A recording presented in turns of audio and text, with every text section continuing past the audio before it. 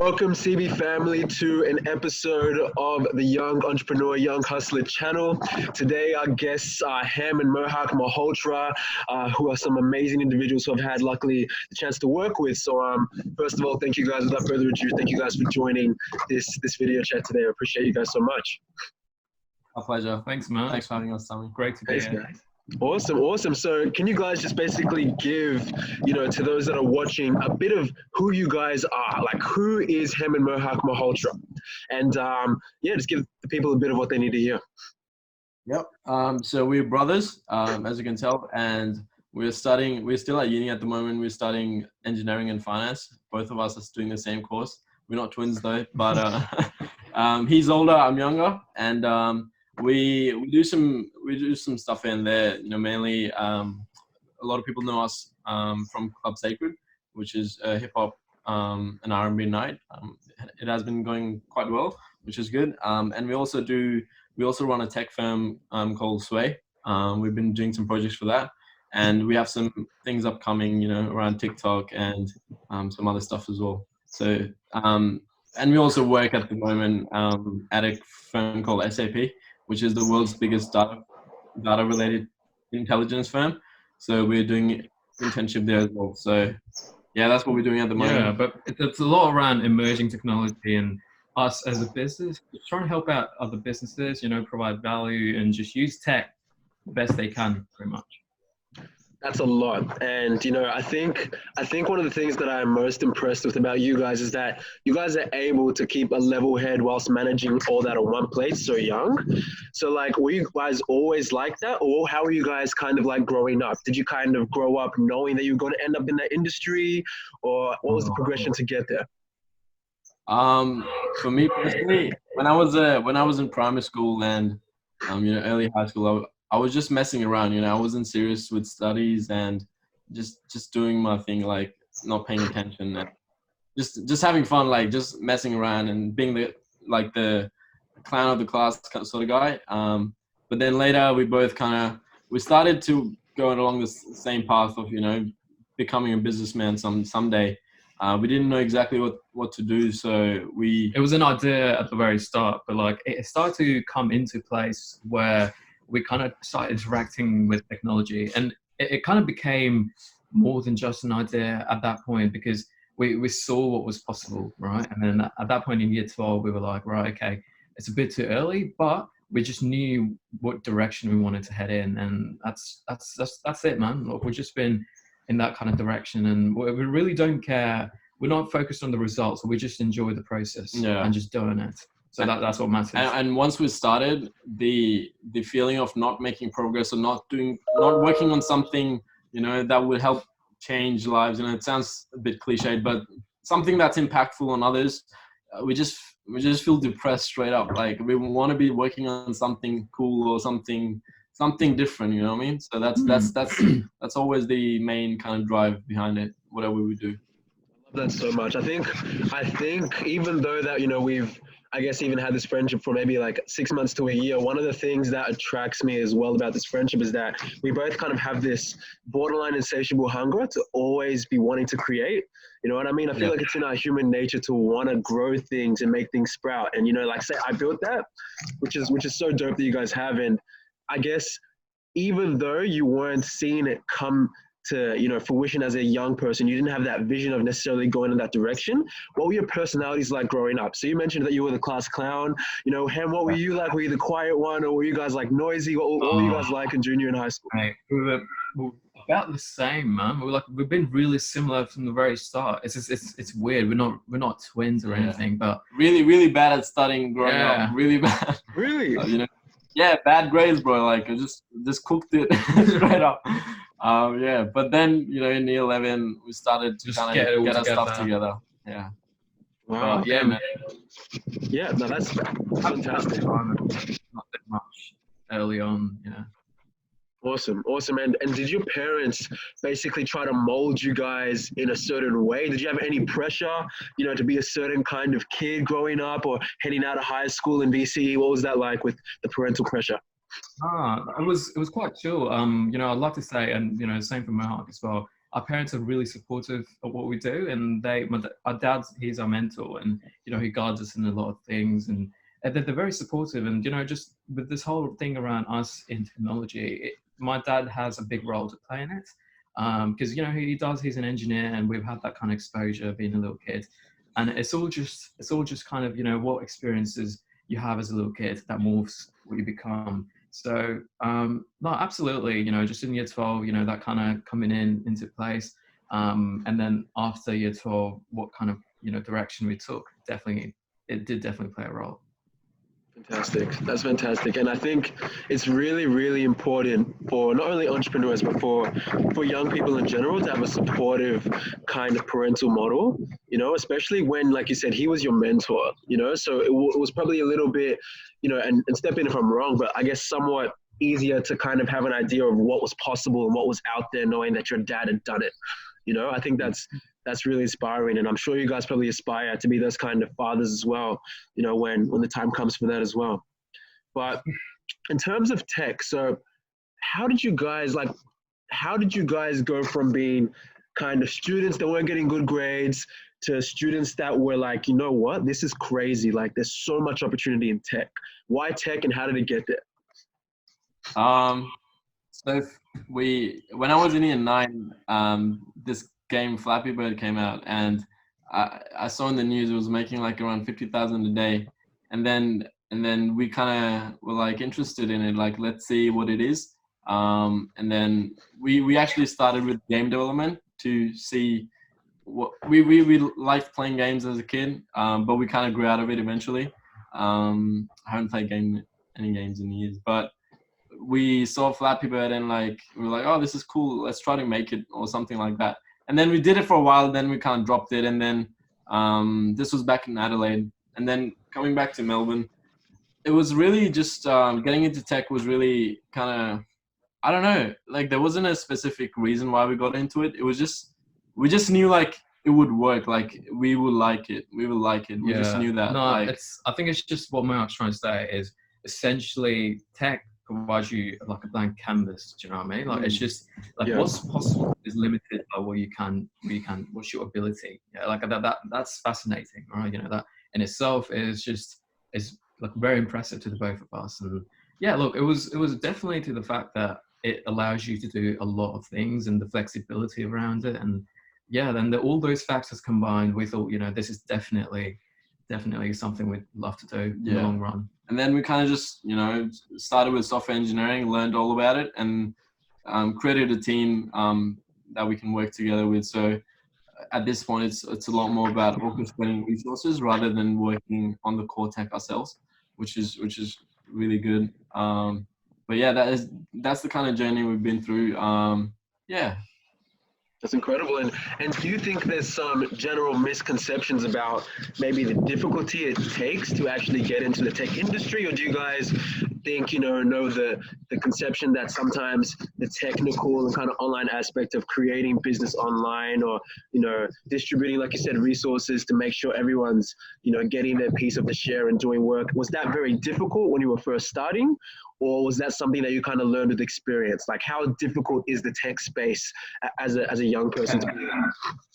Look, it's definitely, and this is for any industry, and yourself, Dami, you're a very good example as well. Like, it's every industry, if you want to get into something, especially business related, there's always that little hump you have to go over, right? And that's exactly the same for tech. Once you know what you're trying to do, once you have some skills, once you have the ability to get from point A to point B being, an actual something, a product you can actually, use, it's tangible. Once you get that, that's essentially it. I mean, at that point you can kind of go, right, you can make things you can think about, and that gives you a lot of freedom, and then you can express that to other people, bring together like-minded people, and, get something going. And that's. But by no means, like, you don't need a degree to be good at tech. There's so much available online. If you're willing to learn, you can literally become a master at anything you want, like straight up. You know what I mean? So yeah. And what's your typical, so I know times right now, times right now for you guys are more busy than ever, but on like, I guess, a typical kind of week, let's just say, when you were first starting, how many hours were you investing into learning as well as, building the business structure for your tech company? At the start, we were just on our own, right? So me and Yeah. Mohawk, we did everything from making the actual thing. We still do, right? I mean, we still, don't get us wrong, we still do, we still work on everything, on every part of it. But essentially at the start, it was us doing all the work, like everything. But now we've got a team and we all work collaboratively, And in terms of like how a day would look like, you know, I'm like the kind of person who's more productive during night. So I would stay up late, and I would get like uni work and my job stuff out of the way, so that my obligations are kind of out of the way, and then we would have all the time to work on ourselves and like on the stuff that we want. And then from there on, it was really just pretty flexible, just like working whenever we felt like, sort of thing. And yeah, I suppose this is a very good thing about tech as well, because flexibility around when you choose to work. It's up to you, right? I mean, and I've got 2 jobs. I have to balance everything in the same 24 hours. So I normally find myself waking up early in the morning and just having a standard day, and that's more productive for me. But Mark's up all night, basically, right? So we'll kind of cover for each other and just try to cover all time, and because we have different time zones to deal with most of the times. Polar opposites in that regard. Now that's cool, and that probably increases productivity as well for both of you guys. Like I'm sure your team members can kind of learn one thing from Mohawk, but then learn another side from him. So like, where do you guys feel like you guys kind of both individually excel as well? In this kind of space, like where do you guys kind of? Go ahead. Yeah. So definitely, man, and like you said, we complement each other quite a lot. So like what Mohawk's good at, is something I might not be that great at. So we kind of come together really well as a team. And Mohawk, we normally handle different parts of a project depending on how it is, and like it's. I think I'm pretty good at managing escalations, and like when like things not go as planned, just managing that, not stressing too much and staying focused, and getting, make sure everything goes as initially planned. I think that I'm good at that. And Ham, what about you, bro? I'm pretty, like, I normally deal with just, we're like, oh yeah, what do you say on the resume, right? Just work it all out. No, it's because we're really exactly the same person, man, and that's funny. That's the funny thing, because we change every project, we change up things up, and we know, for example, Mark's taking care of this. 2 men, 1 voice. That's I love it. Literally, man. It's all about like expanding our horizons and learning new things, right? And then just if you're not good at this, look, we believe in the growth mindset, and we believe that we can learn if we practice. There are days when I feel like punching him, and I'm sure he does too. I can imagine. At the end of the day, like, just work it out. It's got to work it out. And yeah, man, and being brothers, we just stick together in everything. Club Sacred, we did that together. You were like a big part of it as well. So you know how we work together. So that's at the end of the day, it's just like, man, finding a way to get things done. Resilience. So that's how you win, man. No, that's facts. And so I'm gonna give you guys a scenario, and I need your, I guess, because you guys have been in the game for a while now. So if I'm a year 10 and I've just finished, I'm just entering my first year of senior school, and I watched you guys, let's just say, on Instagram, and I see you guys are running clubs, developing apps, working with big brands, etc., big ideas. And, I know about Gary Vee and all that stuff. And I'm like, how do I become successful and kind of achieve these kind of things that these guys are achieving in their early 20s at the age of 16? How do I get to their spot within the next 5 to 7 years? If I asked you that question as a 16-year-old who was in high school, what would you guys respond to that? No, that's a very good perspective you're coming from. We struggle with that too, right? When we were there, because we figured out that we kind of need to, like, where we need to go, but we didn't know how, right? The thing is, there's too much information out there, right? If you want to get something, you want to get to a particular point, there's just too much information, and you don't know what to pick, right? So like literally me and Mohawk, man, and Dal, you're a good example of this as well. You just choose a path, trust it, and keep working towards it. Yeah. Results do not come short term. Like that's what we kind of had that all figured wrong, right? You gotta wait, you gotta be patient, and just like it'll come. It's guaranteed. Patience, and I feel like the most important thing is trying to build connections. If you have a vague idea of where you want to end up, just start somewhere. Just start networking, man. Like if you think about sales, if you come up with a great product, like it might be the best product in the world, but if you don't know how to sell it, or if you don't have the network to sell it in, like you can't do anything with it. Like it's the same with starting something for yourself. If you want to start a business, you need to have connections, and like you need to know the right people, because that just really like speeds up the whole process by heaps, and then you'll get results way quicker. So definitely connections are very important. Yeah, I agree. 2000. Yeah. No, I agree. I agree 2000%. Networking is definitely pivotal. I remember in early 2019, I went to a TEDx conference in Melbourne, and I honestly just went there out of curiosity. And by the end of that day, even though I was one of the youngest there, I came out there knowing like, okay, wow, there's other people that kind of think like, us. And there's a lot of other people of various ages that also are taking action rather than just thinking like you guys, So I think you're right. Networking is really, really, I think we know it's important, but there's not many people that actually take the time to value it. So that's really good advice that you guys gave us. Now, on the flip side, if I'm a university graduate or I've just finished uni, so let's just say I'm in my mid-20s, and let's just say I'm potentially even, someone who's just started a young family, in my early 30s, very new to the professional space, but I see people like Sam Ovens and Tyler Betts that are making, millions, making money online and tech and apps and marketing. What would you advise to that person who's maybe very used to a comfort zone, where they've kind of established, some sort of security, but they want to break out of it and create something and a dynasty? What would you guys say to that person? I would say, because that situation is like a little different in the sense like you have obligations and you have a family to take care of. Let's say, in that scenario, it's better to take small steps, one at a time, and just. The most important thing would be to just keep making progress in whatever way you can, and just give it your best shot, I reckon. Yeah, and I think just to add to that, like in any kind of business, man, like we believe that having confidence in what you do is extremely important. Anything you do, just be confident about it. Just believe what you do, and just make small steps. That's literally it. And there'll always be people, talking shit about you, or like, they don't believe in you. Like, it's just, I mean, no matter what stage you're at, what you're doing, there's always going to be people like that. So just appreciating the negativity and transforming that into motivation and drive. More opportunities. At the end of the day, that's just more opportunities. Yeah. You got more people to do wrong, It's just, yes, sir.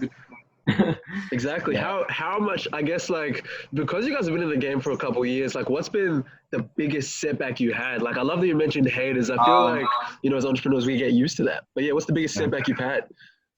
It was with Club Sacred, man. Like when it wasn't a thing, like the very initial phase, so many people talk shit about it, like, and then but like the core team, like, like you were always in line with the vision, and the core team, we at the end of the day made a very successful night, and that just comes to show if we put in the work, if we know what we're doing and do the right thing, things will turn out well. So yeah, that was a recent setback, and that just everyone had a mad time, so it was good. 100%. Everyone did. We did for sure. Nah, I love that. And what's been, I guess, the biggest victory that you guys have had in the last, 3 to 5 years across the board? What's been the biggest victory?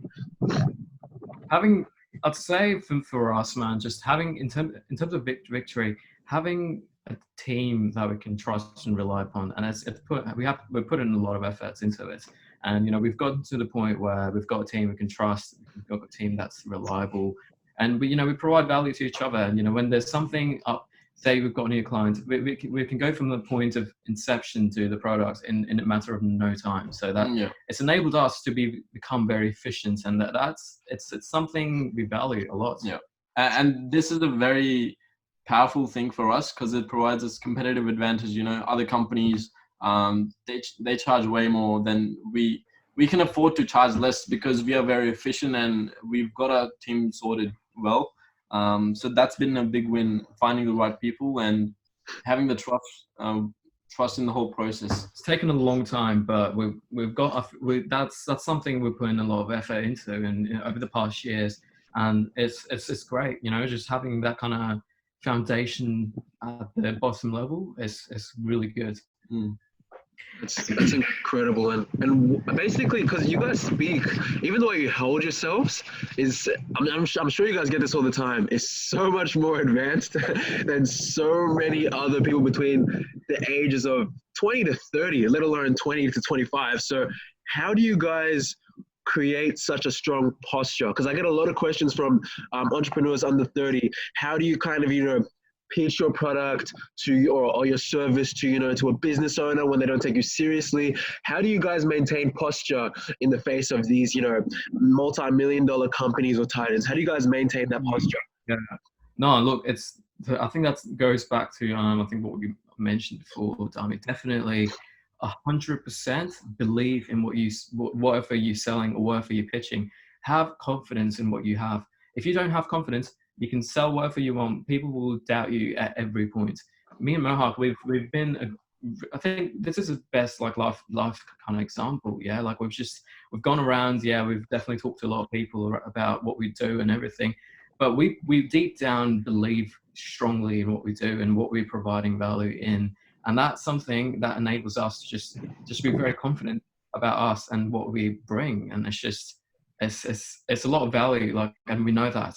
And one of the bigger questions is what separates your industry from other business models? Like, what makes your tech industry, where are the advantages in that over, for example, perhaps the social media or perhaps, a funnel building? Like, what makes you guys more progressive and different in your eyes? It's a lot about, I personally respect every industry, and we think that every business model has the scope for growth, and you can do well in whatever you want to if you're good at it. So with tech, I think in being in tech, there are two important factors. Firstly, having a team or a good kind of quality product, and pretty much knowing what you're doing, and secondly, having the right connections, which to enable, connections are very important, because direct sales are good, but like with tech and big projects, it's a lot about credibility. So if you want to seem credible, you gotta have the connections and people to back you up. Yeah. I feel like that's very important, right? Yeah, but I think another really important thing, I think what Dami said, it's with us and tech, it's just any industry you take, and if you choose to partake business in a particular industry, the first key criteria, I think, and I strongly believe this, is you need to have passion for it. Yeah, like you need to be really, really into it. Me and Mohawk, we really like what we do. We really enjoy the day-to-day process. If you hate it, you're not going to last. That's just fact. Yeah, like you, regardless of what industry, you need to make sure that you like what involves, in the work you do, and just make sure it's something you like. And sales is something every business has. That's aspect of everything. And with everything, when you're trying to sell something that's very important is your personal brand.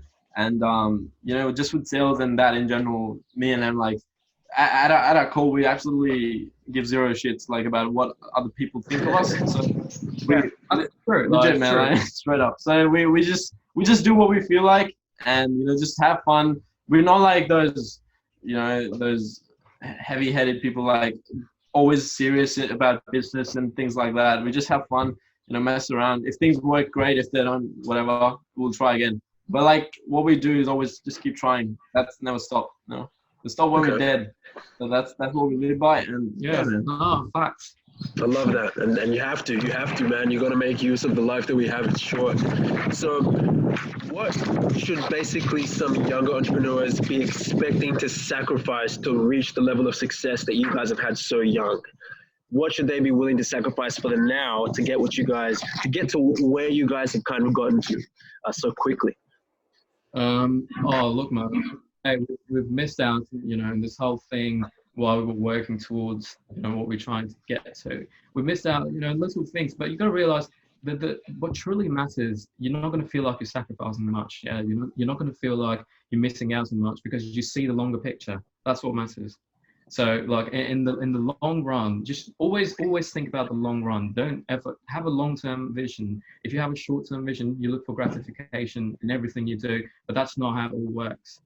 Yeah, and a lot of things you don't necessarily have to work hard. Like it's about working smart, and you don't have to make huge sacrifices. Like don't go out for like years and nothing like that. You can still live a relatively normal life by making like the split-second decisions of like not choosing not to play video games or choosing not to spend like another 30 minutes on your phone. Little things matter, and it's like the compound effect. They all add up at the end. So that's what would lead to so these little things they would lead to big success. Very much. You would have more time to work on the stuff you like, pretty much, and then in terms of sacrifices, man, like, but if it's something time bound and you want to kind of just go for it, then go all in, I guess. Incredible. And that's a skill in itself, having the self-control to make hard decisions consistently day in, day out. That's a skill that I think is really valued in our marketplace today. So the final question from me is if you guys could give one secret to the next generation of young entrepreneurs that want to have massive success in their early 20s, what would that one secret be? That's a tough question, man. Secret. People will be expecting like something ridiculous and something. Mark's rubbing his hands like this, like abstract. I'm going to think of it. Dude, it's really simple, right? For me, start talking to people. Literally, that's for me is hands down the most important thing to get anywhere you want. Like that, start talking to people. Find people that have done what you have or what you want to. And get tips. Make your own methodology around what you see people doing already. Yeah, I would say stop caring what people think of you, what other people think of you, and secondly, always look for value proposition of what you can provide to the table. Don't focus on making money. Fuck that. Focus on providing value in some way. Money will be a consequence. Money is not the end goal. Man, it's just sad how like a lot of people are driven. Like if you want to go big, you need to see what you're gonna get. Like don't look at money. Money is a consequence, like Mark said, man. Like it's all about the value proposition, what you're gonna get, what you're gonna give, and that's how you get really big in terms of just in terms of what you do. It's like if you chase something, it goes further away. If you chase women, they go further away. If you chase money, it just goes further away. You just gotta stop. You gotta stop chasing and just focus on providing value. I would say that's the secret. It all comes. It all comes. Just change the mindset. Because especially for kids, they would be very inclined and attracted to the glamorous stuff, cars, money, all that. But you got to realize that's very like short-lived motivation. It doesn't last straight up. So you have to focus on the bigger picture and like how you can provide value to the world. That's some really good wisdom from the young kings, like you said, value proposition. That's definitely something, that's a learning curve that I think I went through really quickly because I realized like you have to overgive, you have to over deliver. And then like you said, the money is a consequence. You're so right. And I think that's something that a lot of young people miss out on. And to be honest, we can't even fully blame them because that's what's in front of our face every single day. Instagram, Facebook, 24/7. But And like social media, you see all these like people posting all this fancy stuff. It's very they show you the best part of themselves, and then you are more inclined to feel depressed. You're like, oh, my life sucks, and so on, blah, blah. I think really importantly, I think what we stopped doing very early on, stopped comparing yourself to anyone you see on social media, because it's not fair on you. You don't have the same life as them. You can't compare yourself to anyone. Compare yourself to yourself. That's it. Like that changes so many things for you. Yeah. Champions. Look, thank you guys so much for today. Honestly, you guys are super busy, like you mentioned at the start of this video. I'm really, really excited to see where this friendship and relationship is going to go as well. The fact that I've only known you guys for a year and we've already worked on projects and having these conversations, look, it really excites me because we're just starting. And look, for everyone, yeah? No, I'm just absolutely right, bro. For you, like you're only 20, right? Like, bro, you're doing amazing. 20 or 19? 20? 20, man. I turned 20 a few months ago. Yeah. Man, I'm like 21. Like you're doing really good stuff, man. Like you should be very proud. And like we're proud of you, just man. starting this podcast series. That's a very good thing, man. Getting it out there, you're doing a very good job, man. You're just helping so many people. You've no idea. And Clientan added as it is, like it's very inspiring for other people, like including myself. It's the content you put is very high quality, and it's quite rare these days, man. So great stuff. Best, man. I truly do. I truly learn from the best. So if people were to find you guys, where should they go to hear more about what you guys do, how they can get help from you guys, and of course how they can kind of discover some of your services and products as well? Oh, look, feel free to hit us up on social media, just Instagram or Facebook or whatever, that's... For if you prefer LinkedIn, shoot your shot there. But I'm sure maybe a lot of the viewers will be young people who use Instagram and stuff. So yeah, it's kind of fun. Fantastic. Look, thank you guys so much for today. And CB family, make sure to check them out on social media, Facebook, Instagram, and LinkedIn if you're of the older crowd as well. But look, Mohawk and him, thank you guys so much for today. And we are all super excited to see you. Appreciate it. Yeah. Legend. Thanks so much, man. Thanks. Have a good day. You too.